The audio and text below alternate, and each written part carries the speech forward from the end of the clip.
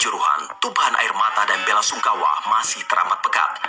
Bersama duka untuk ratusan korban meninggal, serta menguak kisah di balik petaka pada 1 Oktober itu, tim Insert Investigasi mengurai keping demi keping rangkaian naas yang bermula dari kekecewaan supporter Arema atas Persebaya, kemudian memicu aksi aparat menembak gas air mata hingga mengubah histeria menjadi histeris yang berujung jatuhnya nyawa demi nyawa.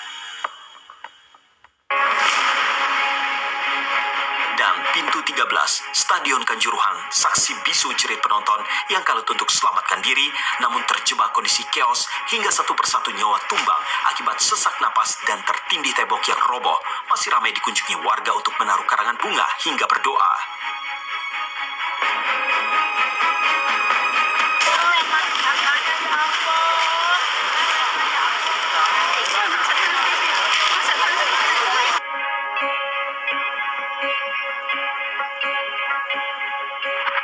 Pasti mungkin sangat kasihan ya, karena ya posisi pintu tertutup dan juga pada saat itu asap sudah banyak ya, kemungkinan korban banyak yang meninggal itu karena asap itu, mungkin dari udara yang kurang, kemudian juga asap yang banyak, pandangan berkurang, kemudian ya dari anak-anak kan kebetulan ini kan kerul dari anak-anak G13 ini.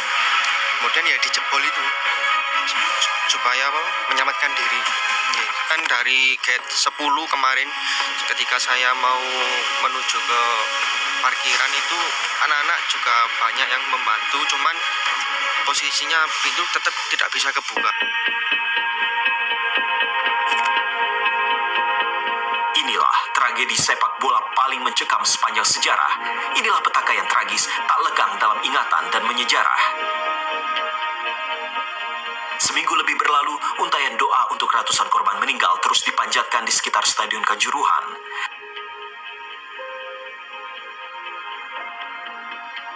Tak hanya warga dan supporter Arema asal Malang, empati serta simpati untuk korban meninggal mengalir dari berbagai kota. Mereka berkumpul, menyatu dalam doa untuk ketenangan jiwa-jiwa korban yang meninggal dalam tragedi maut itu.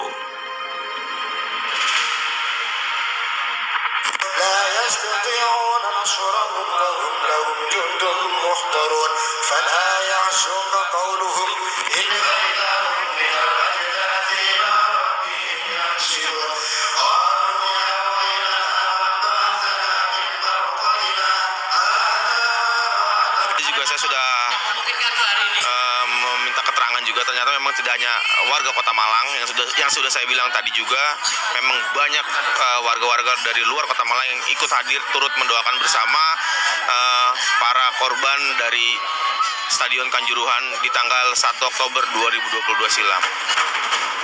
Jerit tangis dan tetes air mata terus basahi wajah keluarga korban tragedi Kanjuruhan, terkhusus Ibunda Cahyo dan Farel. Sang ibunda begitu hancur ketika sambungan telepon untuk menanyakan kondisi kedua buah hati nyatanya dijawab sahabat anaknya. Perempuan sederhana itu terkulai dalam perih. Kedua anak yang untuk pertama kalinya menonton di stadion nyatanya pergi untuk menjemput maut. Jam 2 mau saya telepon langsung, jangan, mungkin ada di jalan, jadi saya urungkan untuk telepon. Setelah itu jam 3 saya telepon online lagi kan, ternyata yang buka WA itu temannya. Langsung saya telepon gini, yo Cahyo sudah pulang, ternyata temannya yang jawab, Cahyonya sudah gak ada, tak cari gak ada, kemarin juga gak ada. Perginya udah sehat, senang, mau lihat Arema, pulang-pulangnya dua-duanya, udah gak ada.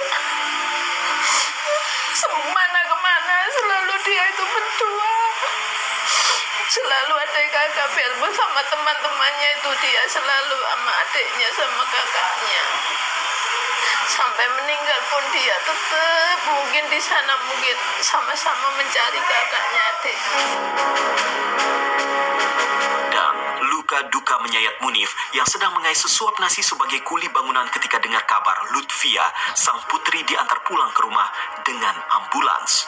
Munif seketika pingsan di tempat kerja dan kembali tak sadarkan diri ketika melihat sang putri tercinta telah dibungkus kain kafan. Almarhum anak saya Lutfia ini sudah diantar ambulan katanya. Disitulah saya shock. Waktu itu saya kan lagi di atas. Saya kan kerjaan saya tukang bangunan, Mbak ya. Lagi di atas sekitar ketinggian 4 meter lebih lah. Saya shock, saya turun itu nggak tahu cara bagaimana saya turun itu ke bawah. Tahu-tahu saya udah nggak sadar. Pingsan, Bapak. Nah, betul. Tahu-tahu nyampe sini sudah anak saya udah di veranda ya. Saya udah pingsan lagi. Ini benar ya? Nih kakak ya, ini foto yang dipegang terus ya. Tadi boleh diulang kalau paling kangen apa dari kakak yang cantik ini?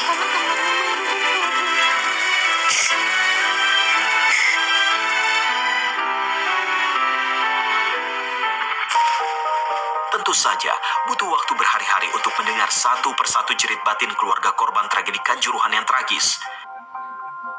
Namun, selain luapan hati penuh lara keluarga korban meninggal, tim Insert Investigasi pun menggali kisah dari para korban selamat, seperti Muhammad Ilham.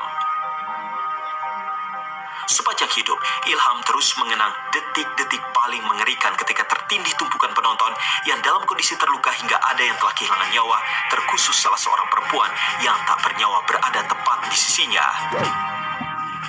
Tak hanya itu, ia pun mendengar dengan jelas bunyi tulang kakinya yang patah akibat tertindih. Kan saya di bawah sendiri ya mas, kan di atasnya satu, ditolong satu-satu ya mas, paling sekitar setengah jam lebih mas, saya baru ditolongin. Iya.